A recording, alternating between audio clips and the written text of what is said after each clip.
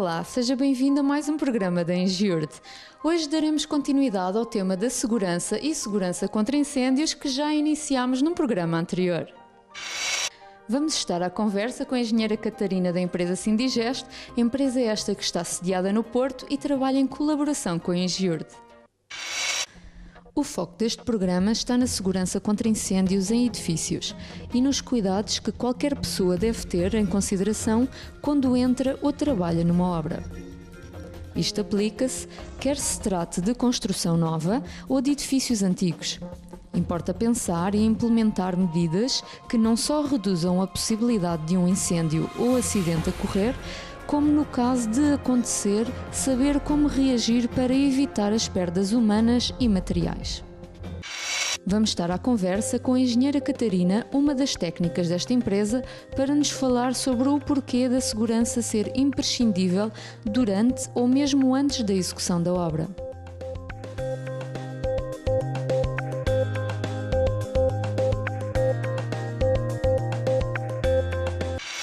Catarina, explique-nos um pouco o trabalho da Sindigest a nível de segurança e em que consiste a vossa parceria com a instituição.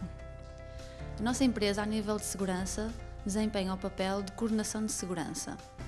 Numa obra existem duas figuras primordiais na área da segurança, que é a técnica de segurança e a coordenação de segurança. A técnica de segurança é contratada pela entidade executante e a coordenação de segurança pelo dono de obra. As nossas responsabilidades a nível de segurança estão relacionadas com as responsabilidades do dono de obra, em que a pirâmide de responsabilidades é disposta da seguinte forma. Temos o dono de obra e a coordenação de segurança em projeto, o autor de projeto, a coordenação de segurança em obra, a entidade executante, os subempreiteiros e o trabalhador independente. Na instituição, o nosso trabalho reflete-se na fase de projeto ou na fase de execução da obra, no sentido em que damos apoio ao dono de obra.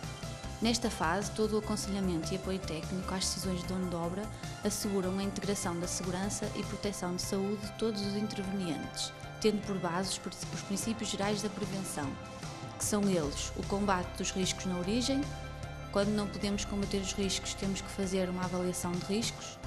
Deveremos sempre substituir o que é perigoso pelo que é isento de perigo ou menos perigoso e dar sempre prioridade às medidas de proteção coletiva em relação às medidas de proteção individual.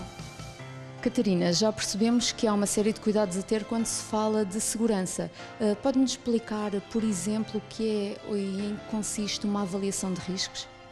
Uma avaliação de riscos é um processo dinâmico que abrange todas as tarefas que são realizadas na obra, desde a fase de demolições à fase de impermeabilizações e isolamentos, nas quais temos que identificar todos os riscos relevantes e adotar as medidas preventivas ou corretivas. E qual é o propósito da mesma? Tem como objetivo a prevenção de acidentes e de problemas de saúde profissionais. Trata-se de uma ferramenta de trabalho dinâmica porque é necessário verificar se as medidas de segurança adotadas são eficazes, elaborar os registros dos resultados da avaliação e rever a avaliação regularmente face ao desenvolvimento dos trabalhos ou após a ocorrência de um acidente ou quase acidente. E como é que ela é analisada e avaliada? Numa perspectiva qualitativa, por exemplo, em quase todas as tarefas executadas numa obra, recorremos à utilização de andaime. E a quando da utilização deste tipo de equipamento, os trabalhadores ficam sujeitos, por exemplo, ao risco de queda em altura, queda de objetos, colapso de estrutura. E nesse seguimento são então pensadas medidas que têm que se adotar para minimizar ou mesmo eliminar este tipo de risco. No caso da queda em altura, deverá verificar-se se o andaime foi assente numa base estável, se tem um contraventamento adequado, se está munido de guarda-corpos superior ou inferior e se está devidamente ancorado nos casos em que há essa necessidade.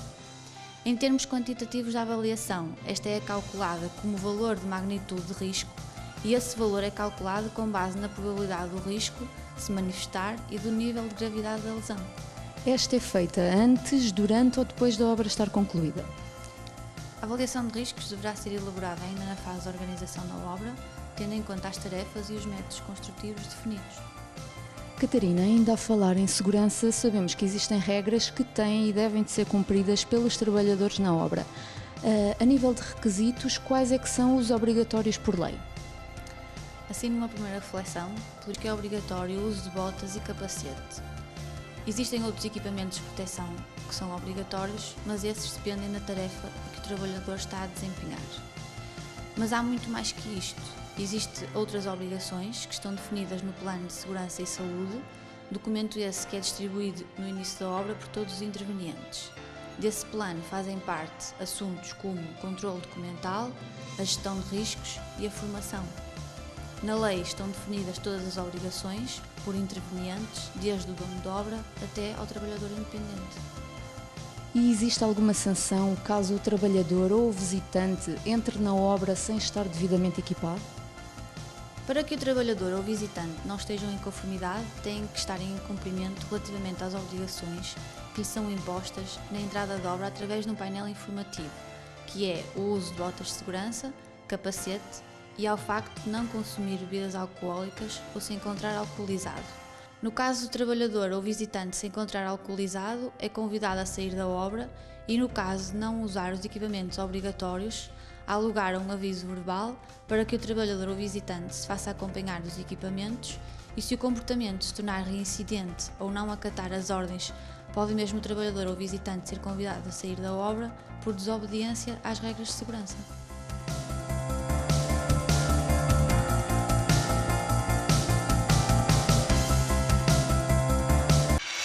Os incêndios são uma das maiores ameaças a que pessoas, edifícios e o meio ambiente em geral estão sujeitas. Felizmente, é possível aumentar a segurança reduzindo de forma significativa a probabilidade de ocorrência do incêndio, assim como os seus impactos negativos. Vamos agora falar com o Sr. Carlos, que nos irá explicar a melhor maneira de estar preparado para uma situação de emergência. Sr. Carlos, explique-nos qual é o papel da Expresso Fogo e o trabalho que ela realiza para a nossa instituição. A Expresso Fogo é uma empresa que se dedica à comercialização e manutenção de equipamentos de segurança, e para a vossa instituição nós fazemos nomeadamente a manutenção dos equipamentos de primeira intervenção, que são nomeadamente os extintores e os carretéis ou bocas de incêndio. A função nossa é colocar no terreno pessoal qualificado para fazer essas manutenções, seja nos extintores de pó químico, CO2 ou água, e nas bocas de incêndio, nomeadamente tipo carretel, que é aquelas que existem nas vossas instituições.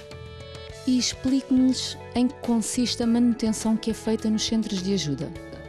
A manutenção aos equipamentos de segurança são manutenções criteriosas, que estamos a falar de equipamentos que podem salvar vidas, e nesse aspecto temos muito cuidado na sua manutenção.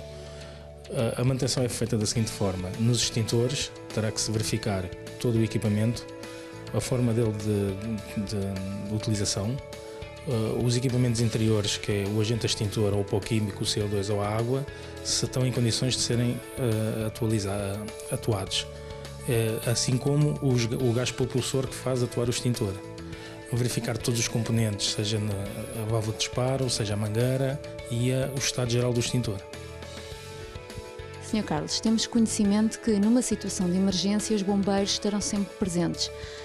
Podia-nos explicar qual é a importância destes elementos quando falamos em segurança contra incêndios? Os bombeiros são o principal agente de proteção civil na sociedade portuguesa. Quando os meios internos de uma instituição não são suficientes para acudir a um sinistro, ou seja, incêndio, inundação, tremor de terra, vários os que possam acontecer, os bombeiros são os primeiros a chegar a um local quem pede socorro. Portanto, os bombeiros estão disponíveis 24 horas por dia, todos os dias do ano, e são os primeiros elementos a chegar para acudir a uma situação qualquer de emergência, seja ela qual for. No nosso programa anterior já foi utilizada a palavra simulacro. O que é um simulacro e qual é a intenção do mesmo? O simulacro é um exercício que se pratica anualmente ou em determinadas situações, dependente da instituição que estamos a falar, da categoria de risco do edifício. É um exercício que tem por objetivo testar os meios internos de segurança contra incêndios, a capacidade das equipas de intervenção interiores dos edifícios e também as equipas externas, nomeadamente os bombeiros e os elementos de segurança como PSP, Cruz Vermelha, Proteção Civil e etc. Consiste em testar a operacionalidade de todos os equipamentos e se os planos prévios de intervenção se funcionam de acordo com aquilo que está pré-estabelecido. Há alguma obrigatoriedade para que este seja feito? Para além da obrigatoriedade que existe a partir do momento em que saiu o Decreto-Lei 220 de 2008 e a Portaria 1532 do mesmo ano, para além de ser obrigatório, é muito útil fazer este tipo de exercícios. A formação, conjuntamente com os exercícios, também é muito importante na segurança contra incêndios, para não haver incidentes nem com pessoas nem com bens. E quais são os requisitos necessários? Para as empresas que praticam este tipo de trabalho, é necessário ter certificação própria, é necessário estarem inscritas na Autoridade Nacional de Proteção Civil.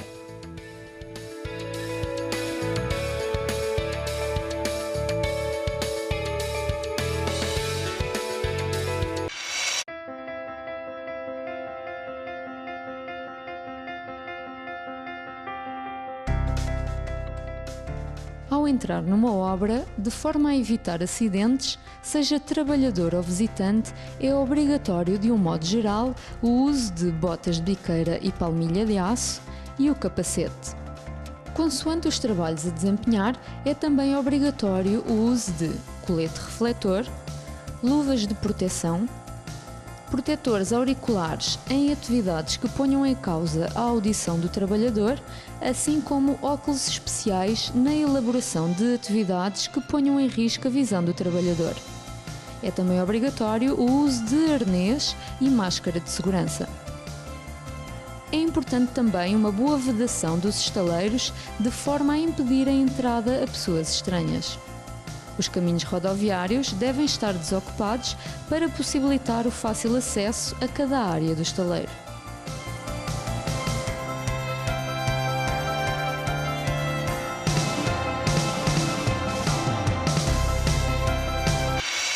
Despedimos-nos por agora, mas prometemos voltar para um próximo programa. Obrigada por ter estado connosco. Até um próximo encontro. Tenha uma ótima semana.